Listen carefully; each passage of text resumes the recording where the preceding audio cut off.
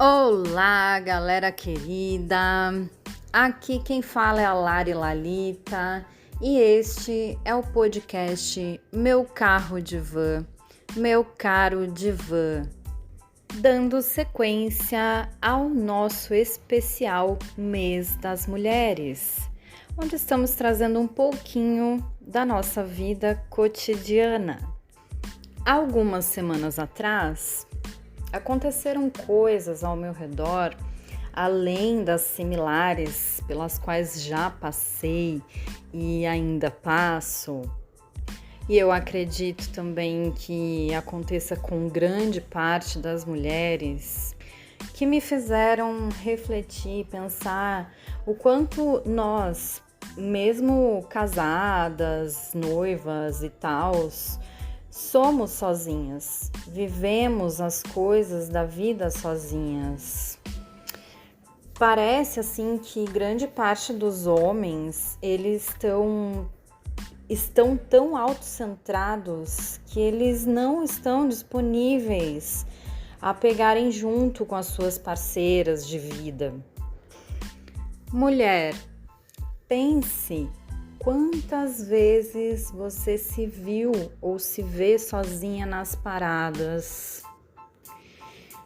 Porque você não tem com quem contar ou porque não tem com quem compartilhar os seus BOs, as coisas da sua vida, ou mesmo porque sente vergonha de fazer isso com quem conhece, porque às vezes não admite nem para si mesma que você deixou a coisa chegar a todo esse ponto em que chegou, porque muitas vezes é difícil de admitir para si mesma. Nossa, como que eu deixei isso acontecer? Nossa, por que isso está acontecendo? Aí vem todos aqueles questionamentos que ficam só azucrinando a nossa cabeça se a gente não tomar uma atitude e mudar a postura. E aí é extremamente necessário realmente, real, oficial, e conversar com alguém, porque a gente ali no espelhinho interno não recicla, não oxigena as ideias. Por isso é importante a gente ter alguém para compartilhar, porque ali sempre vai ter uma visão diferente da coisa. Dentro da psicanálise, tem um conceito chamado complexo de Édipo, que se aplica aos homens, assim como existe o complexo de Elétrica, que se aplica às mulheres. Hoje, nós vamos falar um pouquinho do complexo de Édipo. O complexo de Elétrica vai ficar para um outro episódio. E neste complexo de Édipo, através dele, se explica que quando o menino nasce, quer dizer, quando todas as crianças nascem, tá? Mas eu vou direcionar os meninos aqui para ficar mais fácil, mais fluídico o entendimento. Todos os meninos, quando nascem, eles mamam e sentem o primeiro prazer de saciedade, o primeiro movimento de ter uma necessidade saciada, que é a fome, está no ato de mamar. Além do colo da mãe, do aconchego da mãe, do carinho da mãe.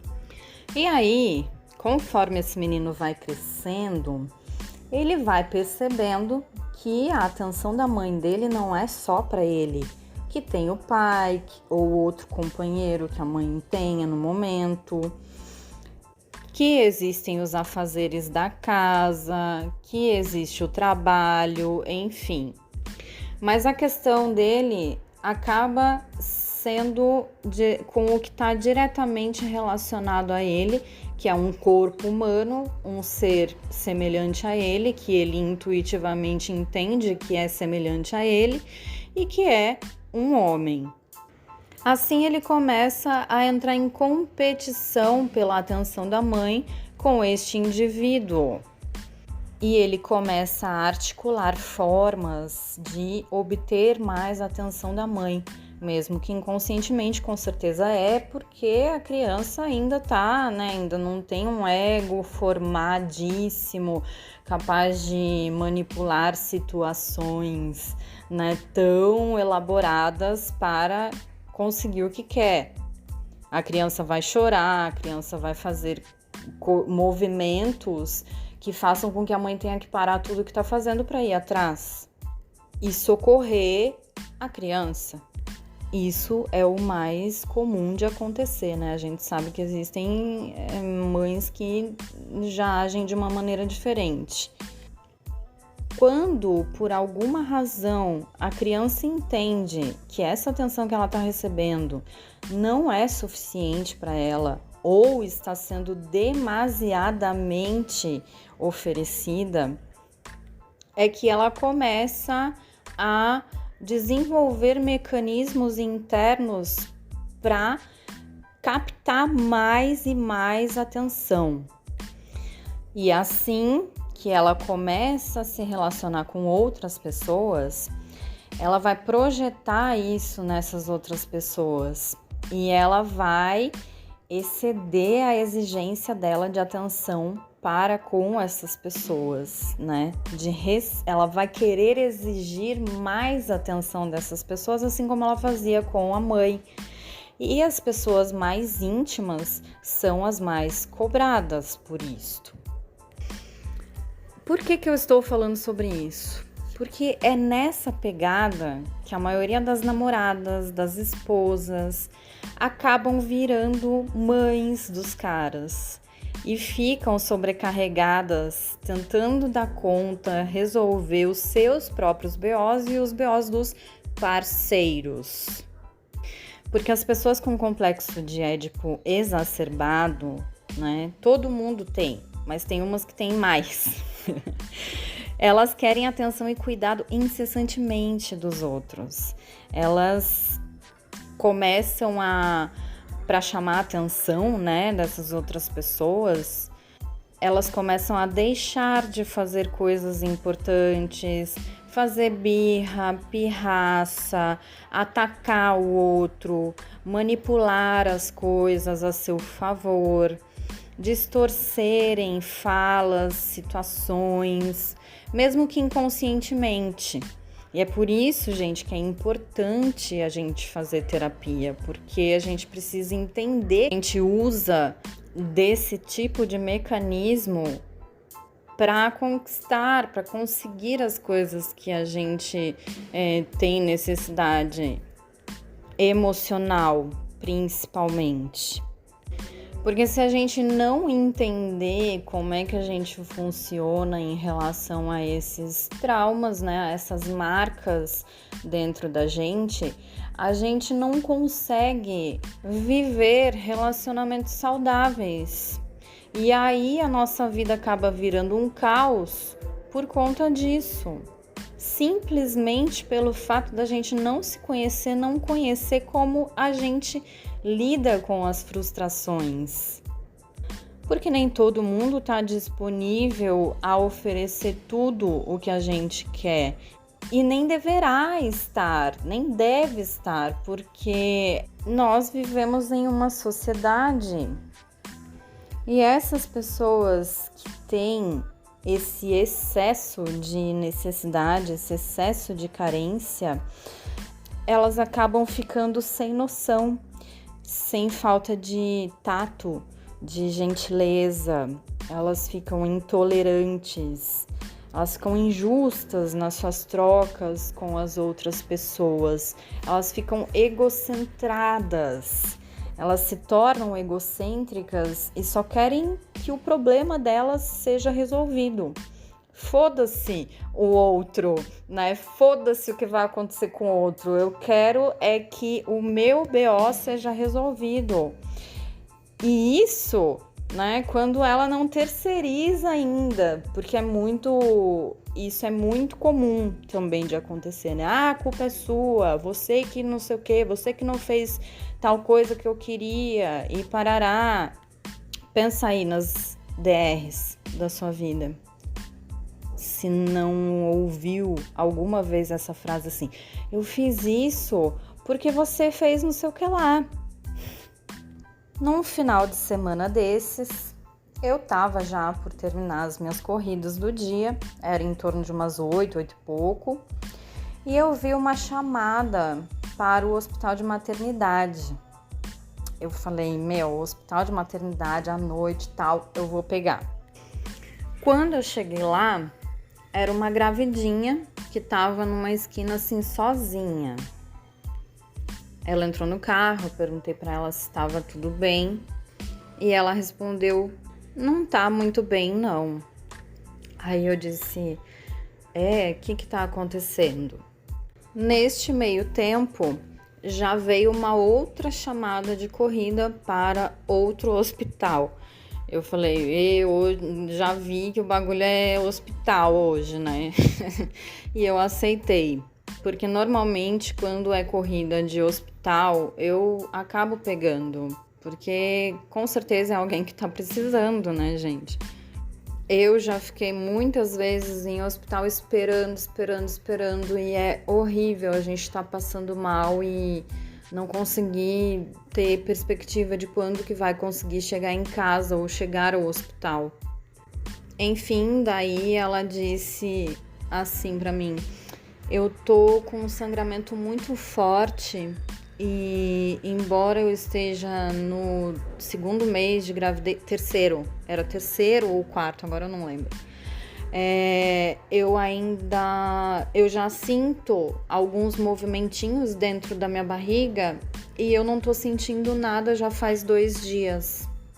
Daí eu perguntei pra ela, tá, mas você vai sozinha? Não tem ninguém pra ir com você porque de repente você precisa ficar internada, fazer algum procedimento, é importante ter alguém. E ela me respondeu assim, isso era um domingo, tá? Ela disse, na sexta-feira eu terminei com o meu marido. Ele me traiu e eu botei ele pra fora de casa. Só que eu não culpo ele, porque eu já traí ele também. Só que eu traí ele no início do relacionamento. A gente já tem um outro bebê, a gente já tem outro filho, a gente já tá junto há 2 ou 3 anos.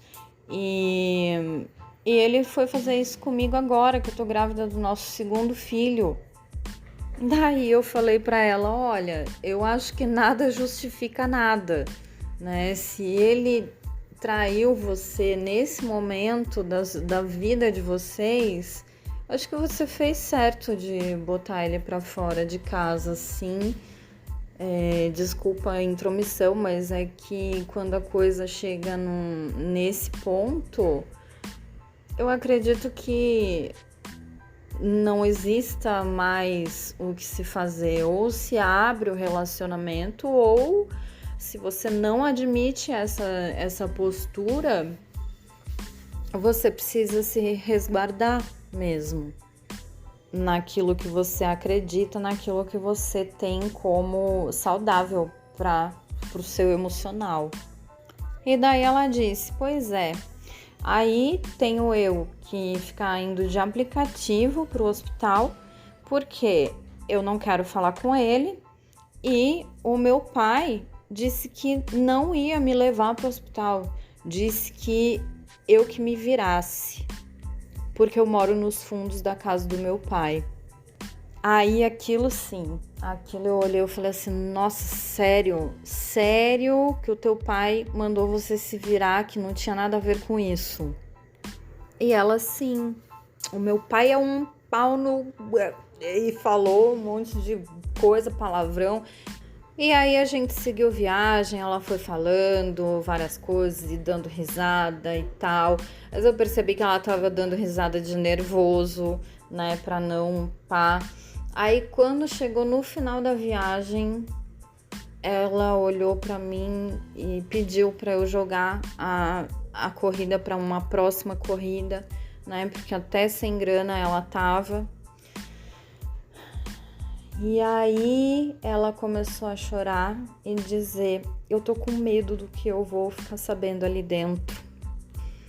E eu fiquei sem, a única ação que eu tive foi de tirar o meu cinto e dar um abraço nela.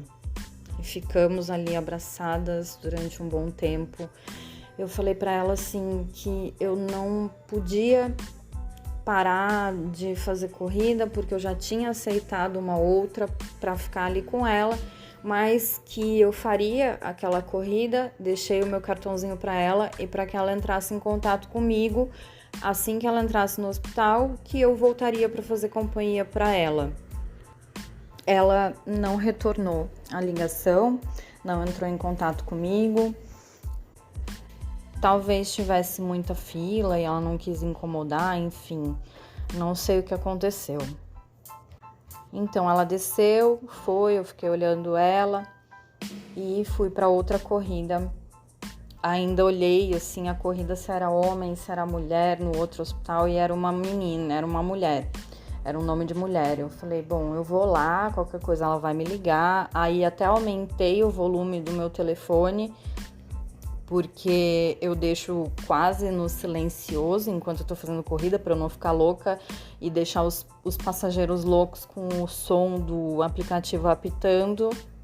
E aí, chegando na outra corrida, era uma moça que estava vindo, uma menina, ela devia ter no máximo uns 25 anos, vindo se arrastando assim pro carro. Ela entrou no carro, ela tava um calor e ela tava toda encasacada. E ela entrou e eu falei, oi, tudo bem? E ela, não. E eu, tá, pode ficar tranquila, deita aí que você vai chegar segura em casa. Ela, tá bom, moça. E se deitou mesmo e foi dormindo até o destino dela. Ela até se assustou quando eu acordei ela, quando a gente chegou. E daí a gente volta lá no outro episódio, né, onde a gente fala sobre a questão da segurança, né, de você se sentir segura durante a corrida. Porque eu tenho certeza de que se fosse um homem ali, ela não ia dormir ou dormiria, mas não saberia o que iria acontecer com ela, porque era uma menina linda, né, e a gente não sabe o que se passa, não sabe quem é que pega a gente, quem é que leva, né? Então, ela se sentiu segura de ir dormindo durante os quase 20 minutos da viagem. Deixei ela em casa, tudo certinho. E aí eu pensei, agora, como eu fui longe, eu vou pegar uma corrida que me leve mais próximo de onde eu moro para ir para casa. Nisso já era umas 9 e pouco. E eis que apareceu a corrida. E eu falei, oba, vamos embora. Aí fui lá, peguei, era um casal. A gente veio conversando, eles trabalhavam de garçom num restaurante aí, que eu já gosto de ir quando posso. E eu falando, que nananana, a gente super na amizade já e tal. Só que a menina resolveu querer me guiar, falar, vai por aqui, vai por ali, nananã. E eu, como tava querendo chegar em casa logo, que eu já tava cansada, que o final de semana aquele tinha sido bem intenso, eu falei, eu vou seguir ela porque é mais rápido do que o GPS, parará. Quando a menina me pediu para eu fazer uma curva fechadaça num lugar, e eu peguei, simplesmente fiz a curva e enfiei a roda na guia, estourou o pneu, plá, aquela cagada. Eu olhei e falei, gente, deixa eu parar o carro aqui que eu vou dar uma olhada, eu acho que deu BO. Aí, quando eu olhei, dito e feito, tinha estourado o pneu, entortado a roda. A gente tava a 1 quadra da casa deles. Eles desceram, o cara analisou, falou, olha, vai ter que trocar a roda, mas dá pra você trocar o pneu enquanto isso, que não sei o quê. Aí eu falei, legal, tal, tá, e aí ficou aquilo assim, tipo, aquele silêncio, assim, porque eu fiquei pensando, ele é homem, né, eu nunca troquei pneu, embora eu tenha aprendido, mas, podia me ajudar, porque tem força, que não sei o quê. E ele ficou olhando pra minha cara, olhando pra cara da menina. Aí ele olhou pra mim e falou: "Você não sabe trocar pneu?" Eu falei: "Não." Aí mais uns segundos de silêncio. Aí eu vi que ele não ia se prontificar a ajudar. E eu olhei pra ele, eu falei assim: "Pode ir pra casa, desculpa aí o ocorrido, mas já que vocês estão próximos, ou vocês chamam outro carro, ou vocês vão a pé, e eu vou chamar o seguro pra me ajudar a fazer isso." Daí eles: "Ah, tá, tudo bem. Então boa noite, boa sorte." Parará, foram embora. Eu falei: "Tá bom." Puxei o carro para um lugar mais seguro e comecei a ligar para o seguro. Porém, era domingo, 10:30 da noite, por aí. A pessoa do lado da seguradora não conseguia prestador de serviço que fosse até lá. E eu comecei a ficar nervosa porque eu tava num lugar deserto. E aí eu tive que contar para a Mames, né? Não queria deixá-la nervosa, mas tive que contar. Falei: "Mames", porque ela estava me esperando, ela e a minha prima estavam me esperando lá na casa dela. Porque no dia seguinte, a minha prima, eu tinha que levar e levei, no final das contas, ela pro aeroporto para ela voltar para casa dela. E ela estava ficando na minha casa. E eu estava sozinha ali. Eu via do outro lado da pista um caminhão, um ônibus de pisca-alerta, e pensava assim: pô, eu precisava ir ali para falar com alguém para ver se. Aí eu pensando: sozinha eu não posso trocar esse pneu, porque se qualquer pessoa que chegue aqui, eu vou estar tipo distraída, concentrada, fazendo outra coisa.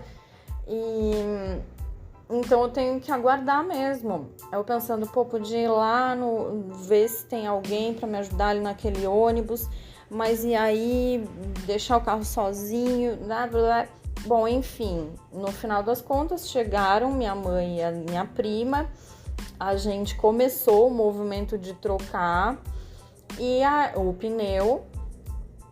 E aí eu fui lá no tal do ônibus, era um cara, o motorista estava dentro do ônibus descansando, eu pedi ajuda para ele e graças a Deus todo lindo, iluminado, poderoso, o cara resolveu ajudar, né? E falou: eu só vou encostar o ônibus lá, pegar meu carro e aí eu volto aqui. Nesse meio tempo veio um outro casal, começou a tentar ajudar. O cara disse: eu vou precisar de uma chave estrela, então eu vou lá em cima pegar com meu pai. O cara nunca mais apareceu. A gente trocou, o outro voltou, trocou o pneu, a gente fez tudo, parará, e colocou o step, né? Fomos no posto, enchemos, calibramos, fizemos, acontecemos e nada do outro cara aparecer. Se fosse esperar por ele, eu acho que eu ia estar até hoje lá. E no fim, a ferramenta certa e uma força masculina deu conta. Talvez nem mesmo o prestador de serviço da seguradora fosse conseguir fazer o que aquele abençoado homem fez. E fica a dica, meus amores: tenham uma chave estrela no seu kit primeiros socorros de carro. Porque se você entortar a roda do seu carro, você vai precisar de uma.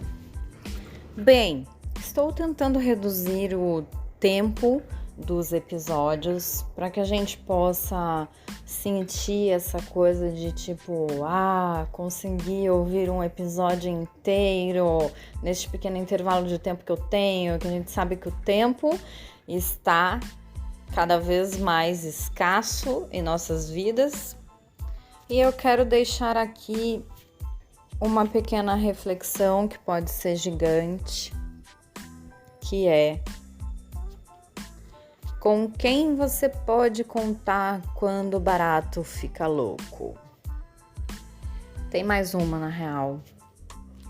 A pessoa com quem você está, dá pra contar quando o bagulho fica louco?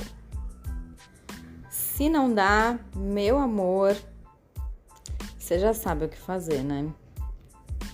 Agora também não vai querer que a pessoa resolva todos os baratos loucos que aparecem na sua vida. Porque aí quem vai estar viajando no rolê é você. Sejamos empáticos, amores. Percebamos o limite da gente e do outro. Se pergunte, será que isso que eu tô pedindo para que a outra pessoa faça por mim, eu faria?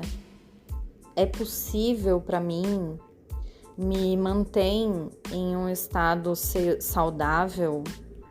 Porque, meus amores, tudo que a gente faz pro outro, a gente faz pra gente. E vice-versa.